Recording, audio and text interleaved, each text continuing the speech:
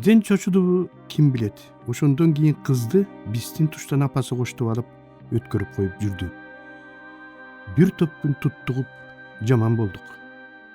Ал кезде чын эле ушинтип биз сыяктуу үйүнөн безип, талаа түскө конуп түнөп, сарай салып жүргөндөрдөн айылдыктар аябай эле коркуп, чочулап турчу.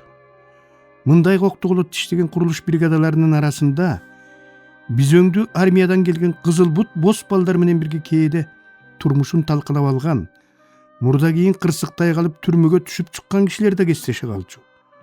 Ушундай күмөндүү адамдардан улам элеттиктер сарай салып жүргөндөрдүн баарын эле бузулуп кеткен, болду болбоду бир мандеми бар немелер деп ойлоп, биздин жаныбыздан айланып өткөнчө шашчу. Азыр менде ошондогу кыстын Мамбет Жумага белекке берген атактуу түрк акыны Назым Хикметтин биздин Салижан Жигитов которгон Мажүрүм тал деген китеби сакталып жүрөт. Мамбет Жуманы биз Магыш деп койчубуз. Баары бир сен ырды түшүнбөйсүң, андан көрө мага бер деп китебин мен алып алган элем. Ошол китепте мындай деп жазылган экен: кымбаттуу Магыш, сиздин алдыңызда келе жаткан 23 февраль майрамыңыз менен куттуктайм. Ошондой эле келечекте бактылуу, таалайлуу, коммунизмди куруучу жаштардан болушуңузга тилектешмин деп 71-жыл 2-ай 22 февраль. Бир ирет Накен Касиевич, шайлоо, чаар айгырдагы сен жазган Т деген кыз ким болду экен? Атын билесиңби деп сурадым менден. Атын унутуп калыпмын деп койдум, билип турсам дагы. Айтпаганымдын да себеби болду окшоду. Ошол биздин бала кесибиздеги, жаш кесибиздеги таза нерселер, жакшы нерселер өмүр бою эсибизде таза бойдон, жакшы бойдон, ошол бойдон гана калса экен. Ал кестин элесин эч ким эч убакта бузбаса экен. Бүгүн эми ошо кестеги Кирмаралдай керилген кыздардын баары кемшийген кемпир болду. Биз чал болдук. Көргөндө эмне көңүлдү суутуп, дедим ичимден. Накенди да өзүмдү даядым. Ошентип жаска жуук жаныбыздагы сарайдын айланасына көчүп келген малчылар көбөйүп, дагы бир кыз пайда болду. Биз адегенде камыш үйүбүзгө кирип алып, ошол кездеги ооздон түшпөй ырдалып жүргөн Эрмек Мойдун уптун бирин калтырбай, жаңы кыз укса экен деп ырдап, өзүбүздү таанытып алгандан кийин ийинден чыккан суурга окшоп сыртка чыктык. Кыз биз ойлогондон да ашып түштү. Сүйлөгөнү, асмандай ачыктыгы, суудай тунуктугу, кызы бар Мамбет Жумадан башкабызды боо түшүрүп салды. Мамбет Жумадан башкабыз дегеним Айып экөөбүз. Аман Акундун болсо колуктусу бар. Экөөбүз тышыбыздан билгиспеген менен ичибизден бири-бирибиз менен тымызын тытышып, эрөөлгө түштүк. Кызды күн өткөн сайын бири-бирибизден кызганып, ар кимибиз ага артыгыраак жаккыбыз келип атаандаша баштадык. Бойго жеткен кыз шумдук болот турбайбы? Отко түшкөн көпөлөктү ойноткондой ойното баштады. Бирде мага, бирде Айыпка ыбаа ыргытып, бирде мага, бирде Айыпка карегин кагып, жаныбызды заматта чакчылыкей кылып таштады. Айып ошондо укмуш ырдады. Айып ырдаган сайын кыздын көздөрү жайнап, жүзү нурданып, бир сонун болуп жыргап, бул дүйнөдөгүнүн баарын унутуп, мага жакын турган жерден оолактап, ырды бүтүндөй жан дилин берип угуп, анан ыр бүтөөрү менен акырын барып, Айыптын колун кармай калып эркелеп, анан колтуктап алып ары карай кеткени ичимди туз куйгандай ачыштырды. Шарт бурулуп үйгө кирип, тоголоктоп салган төшөккө куладым.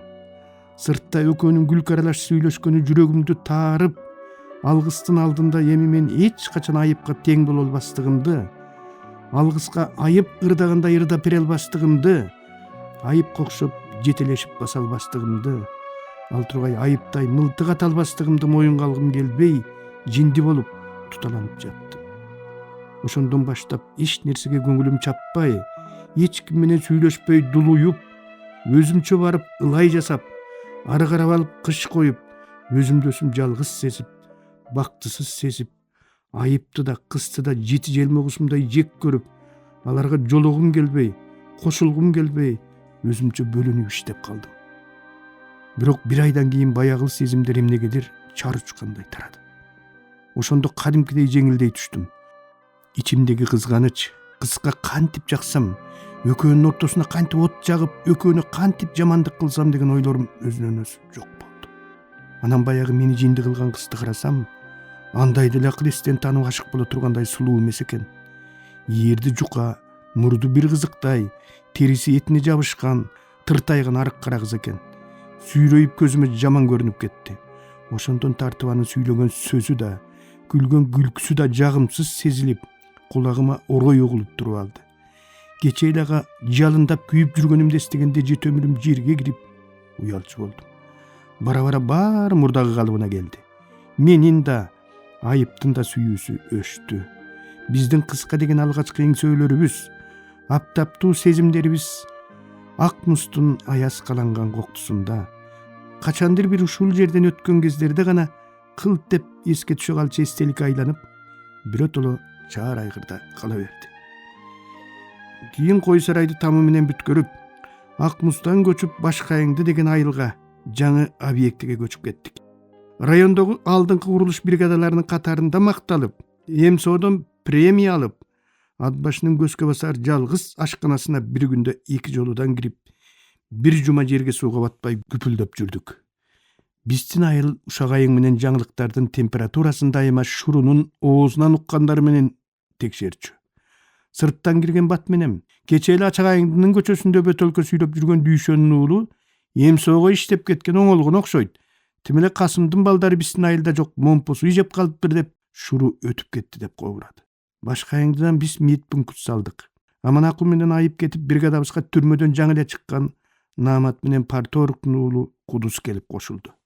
Ушул айылдагы туугандарыныкына келип иштеп жүргөн, толмошунан келген, өңдүү түстүү ысык көлдүк Канымжан деген кызды жакшы көрүп калып, Кудай албаган мен дагы баягычылап кыз сүймөй оорум кармап, катты жалаң ыр менен жасып, анымды өзүм бере албай Парторуктун баласы эмеспи деп ырымдап Кудуска ташытып, бирок жообун такыр ала албай, ага болбой эле кат артынан кат жазып, эмне балайым бар экенин билбейм, бул жерден да баягы кызга жакпай кала берчү көп сүйүүнүн бирине кабылдым. Кийин уксак кайсы бир аван салган күнү ишти токтотуп салып, Башкайыңдынын дүкөнүнөн ар бирибиз колубузга 2 бөтөлкөдөн вино кармап алып ырдап келатып, объектилерди текшерип жүргөн прорабыбызга кармалып, күнөөлүү болгон соң башты шылкыйтып туруп бергендин ордуна кайра аны менен кезеңдеп айтыша кетип ойронубуз чыкканын. Ошондон баштап ал баскан турган жеринде эле бизди жамандап, булар бузулган балдар, такай тамеки тартып ичимдик ичет, арасында киши тоноп түрмөгө түшүп чыкканы да бар деп айта берип, ошондон кийин башкайындылыктар үрпөйүп, бизди көргөндүн баары эле көзүнүн төбөсү менен карап өтүп, менин прораб деген сүйлөй берет. Арабызда килейген совхоздун парторугу Иман Казакенин уулу Кудус жүрбөйбү? Бузулган балдарга парторук баласын кошуп бермек беле? Прораб ким, Иман Казаке ким? Ойлонсоңор болбойбу деп жан талашканымдан бокта чыкпай, прорабтын булар киши болбойт деп айткан бир гана сөзү турмушка чыга элек ысык көлдүк кыздын мээсине кадалган кара тамга болуп, жазган каттарымдын чити да окулбаган бойдон кайра өзүмө кайтып келди. Ыр жазмактан манас жазсам да, кыз эми мага макул болбосу белгилүү болчу.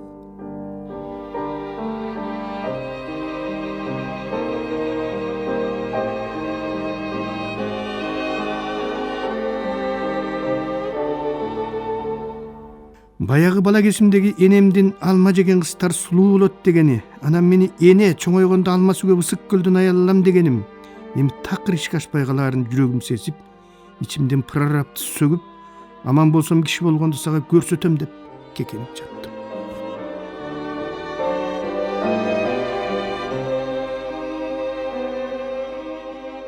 Турмуш деген ушунусу менен кызык окшобойбу? 2014-жылы же арадан 43 жыл өткөндөн кийин күтүлбөгөн кездешүү болду. Азаттыкта таң эфирге даярданып аткам. Сизге бирөөлөр келишти дегенден чыксам, кире бериштеги диванда бейтааныш жигит менен келин олтурган экен. Жигит, сиз Башкайыңды деген айылда иштеп жүргөндөгү кат жазган Канымжан деген кыз эсиңиздеби деди күтпөгөн жерде. Ооба, эсиме түштү дедим. Ошол Канымжандын бир тууган иниси Ырыспай деген мен болом. Бул болсо карындашым, ошол эжемдин сиңдиси болот. Түркияда иштейт. Дагы бир карындашым азыр операцияга кирген атат. Ошого батаңызды берип коюңуз. Анан агындылардан экини бериңиз деди. ыйман ысык жигитти сөзгө тартып дароо эле Канымжанды сурадым. Анын ат башыда калып ошол айылдагы Шаршек деген жигитке турмушка чыкканын, Шаршек бир топ жыл ошол чарбада бригадир, парторг болуп иштеп жүргөнүн билчүмүн. Канымжан эжебиз кайтыш болуп калган, былтыр жестебиздин да көзү өтүп кетти, бала чакасы бар деди Ырыспай. Ыйманы саламат болсун дедим. Жаман ооруга чалдыгып ошентип калды. Раматылык ошондо жазган каттарына оң жооп берип, шайлоого турмушка чыкканымда жазуучунун аялы болуп калмак экенмин деп айтып калчу эле деди Ырыспай. Жазуучунун аялы болсом деп адегенде менден кийин диабеттин азабын тартып келаткан өзүмдүн зейнемди эстедим. Ырыспай мага кийин да жолукту. Баягы операция болгон карындашың кандай айыгып кеттиби десем, операциясы жакшы болуп, батаңыз тийип айыгып кеткен, сизге рахмат деди. Биз баарыбыз ошол башка айымда иштеп жүргөн кесибизде 21 жаштагы бос балдар элек. Бирибиздин да үйлөнөлү деген оюбуз жок болчу. Кийин курулуш техникумуна окууга кирип, диктант жазып атып, К деген тамга кандай жазылаарын унутуп калып, такыр эстей албай, жанындагылардан сурап жазып окууга өтүп, кийин совхоздо прораб болуп иштеп жүргөн Мамбет Жуманын да галстукчан чоң көрсө эле кыжырыгы айнап турган, бирок өзү бай жашагысы келген, бардар жашагысы келген, бирок байлыкка да бардар жашоого да жете албай жүрүп, оорудан каза тапкан Нааматтын да өмүрү кыска экен, экөөнүн тең көзү өтүп кеткенине көп болду. Мединститутка тапшырып өтө албай калып, терек суулук бөйтөйгөн сулуу кызга үйлөнүп, айылга туруп калган айыпка ошол 30 жыл илгери жолуккандан бери жолугу элекмин. Көзү такыр эле начарлап, томпок, линза байланып, алыс тургай жакынды көрө албай карып болуп калды дешти. Мен болсо Бишкекте жашап жүрөм. Биз эртелигеш жолун ыр менен тоскон ошол ак мустук чала сүйлөткөн кыз менен айып экөөбүздү жинди кылган кара кыз азыр кайда болду экен? Баарыбыз ошо кезде коммунизм курабыз деп эңсеп жүрүп кура албай калдык. Кыздар жок дегенде өздөрүнүн коммунизмин куруп алды бекен? Бактылуу, таалайлуу боло алды бекен? Күйөөлөрү аларды бир кезде биз сүйгөндө сүйө алды бекен? Курулушта иштеп жүргөн жылдары күскү жогунан сакал мурутумду күскүсү жогалганга кадимкидей көнүп кеттим. Азырда талаа түскө чыга калганда күскүсү жок эле таптаса кылып ала коем. Эмне үчүн күзгү менен албайсың? Бир жериңди кесип алсаң эмне болот дегендерге. Вай, күскү көрсөм эле талкалагым келип жиндеп кетем. Уялбай мына бул кебетемди көргөзүп турган күскүнү көрөйүн деген көзүм жок. Дүйнөдө күскү жок болсо, өңү сулуу эмес биздейлер үчүн сонун болмок деп тамашалайм.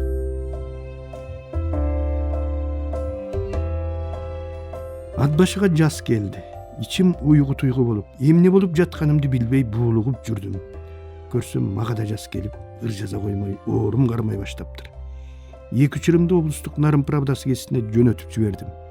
2 жумадан кийин облустук гезиттин бир санына Кыргыздын акын кызы, ошол кезде Нарын Правдасы гезитинде иштеген Жумакан Тыным Сейитованын каалоо тилеги менен биринчи жолу ырларым жарык көрдү.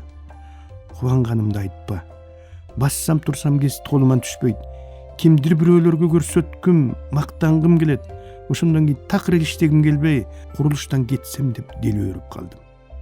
Көп өтпөй Жумакан эженин чакыруусу менен Нарын шаарына келдим. Менин ата энесиз жетим бала экенимди уккандан кийин ал ого бетер үстүмө үйрүлүп түшүп, энелик да, акындык да жүрөгүмө төшөп, чын тилегинен чыккан кеп кеңешин берип, командировкалап ат башыга келген сайын атайлап мага жолугуп кетип жүрдү. Эжежестең менен таанышайын деп такыр эле чулум тийбей жүрөт. Сен сөзсүз окушуң керек. Кокус окууга тапшырып калсаң Нарынга келип мага кайрыла кет деген эле. Кайрыла албадым. Мен агесте эженин оорукчан экенин билчү эмесмин. Мен агесте ыр жазган адамдар, айрыкча жакшы адамдар өлбөйт, көп жашайт деп ойлочу элем. Жумакан эженин мени атайлап Нарындагы үйүнө чакырып алып, түндүн бир окумуна чейин мен али түшүнө элек поэзия тууралуу кеп салып, жаңы жазган поэмасын окуп берип, альбомундагы кыргыз акын жазуучулары менен түшкөн сүрөттөрүн көрсөтүп, булар Нинакан, Майрамкан эжелериң, булар Жалил, Сүйүнбай, Чыңгыз агаларың деп тааныштырып олтурганы, улуу кичүүгө эзели кабагын бүркөп катуу сүйлөбөгөн жумшак үнү, жибектей назик мүнөзү, адамгерчилиги, бешенесинен төгүлүп турган ыйманы өмүр бою эсимде калды. Кийин акын эжелер менен акын кыздардын баарын Жумакан эжеге салыштырып карай берип, анын касиетин биринен да таппадым. Жакшы акын болом десең сөз менен көп иште, сөз менен иштегенде казак акындарынан үйрөн деп көп айтчу эле. Анын ушул осуяты мени өмүр бою коштоп келатат.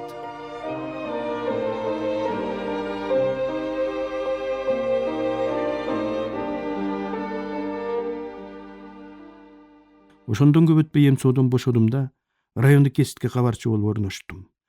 Жаман оюмда жазуучу болом деген киши кесипте иштеш керек деп ойлопмун. Көрсө андай эместигин кийин түшүндүм. Редакторубуз Ташен Ассакунов орус тилин мыкты билген, үзөңгүлөштөрүнөн кыйла билимдүү, партиянын айткан дегенинен чыкпаган, ошол кездеги бардык партиялык кызматкерлердей эле кандай болбосун бийликтегилердин көзүнө түшүп тургусу келген ак көңүл, бирок коркок киши эле. Убагында бул адамдын көкөйүнө көк таштай тийип капа кылган кездеримди ойлогондо азыр да уялам. Биздин жатагыбыз дайыма менин жазгандарымдан чыкчу. Болгон айыбым башкача жазсам деген тилегим эле. Малчыларга барып келген сайын көндүм макалага окшобогон бир нерселерди чүргөп кире элем. Ассакунов алгаш жазгандарымды сынап көргүсү келдиби, билбейм. Бир экөөнү жарыялап да жиберди. Акыры жолду, чөптү, тоо ташты тамшана сүрөттөп, кыркымчыларды жаз десе кында ашуусунун тарыхын, топозчуларды жаз десе Аксайдагы кыз сайкалдын ору жөнүндө уламыш жазып туруп алганым, ал тургай кедегир менен очерк жазып жибергеним жанына батып кетти окшойт. Бир күнү макаламды чийип туруп колума карматты. Райондук партия комитетине сенин былжыраган жомогуңдун бир тыйынча да кереги жок. Кайра жаз деди. Ассакунов. Кайра жазбайм. Чыгып кет акмак.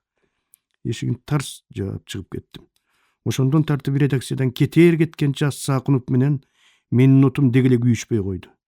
Ал мени жетекчиге баш ийбеген, кери кайыш, таалим тарбия көрбөгөн эң баш кызматкер катары көрүп калды. Кийин күлүмдө да болбой бул жерге 1000 жолу кирип кайра 1000 жолу чыккан күнүм болду. Ал тургай биздин согушубуз кээде редакциянын короосунун чок ортосундагы, эмнегедир түз орнотулбай, күн батышты көздөй бир аз кыйшайып турган эки эшиктүү, бирок аял эркек деген эки бөлөк жазуусу жок. Эптеп эле сомдолгон тактайларынын арасынан ар жагында олтурганы да, бер жагында олтурганы да алда немедей көрүнүп турган жыгаш даараткананын ичинде да тутанып кетер эле. Бир жолу бир жагына кокусунан кире калсам, коңшу бөлмөсүнөн редактор Ассакуновдун үнү чыкты. Эмне үчүн мен бүткөндөн кийин кирбейсиң? Сийгиң келип атса өлүп кетейинби? Бүтөөрүң менен мага киресиң. Бүгүн бүтпөйм. Тилиңди тарт акмак. Тартпайм. Чыгып кет. Чыкпайм, чык дегендей бул сиздин кабинет эмес. Ал кезде тындырбай эле чөпкө айдай берчү.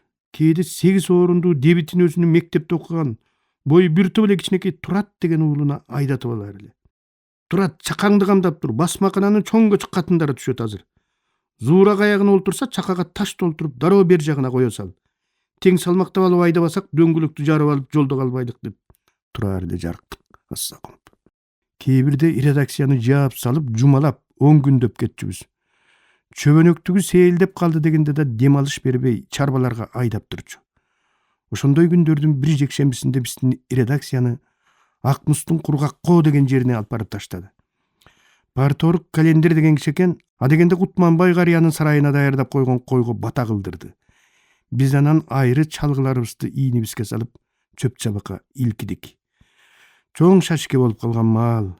Сарайга келип бир токтоп, анан бизди көздөй жөнөгөн 3 атчандын экөө райондон, бирөө колхоздун өзүнөн келген ополдомоштор экен.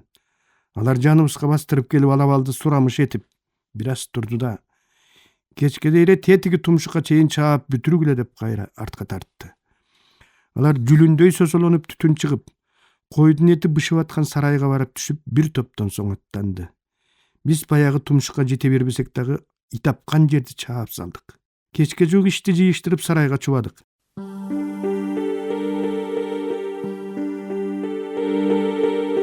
Сиздер, урматтуу радио угуучулар, Кыргыз Республикасынын эл акыны, Токтогул атындагы мамлекеттик сыйлыктын лауреаты Шайлообек Дүйшеевдин Агындылар аттуу китебинен автордун көркөм окуусунда улантып уктуңуздар.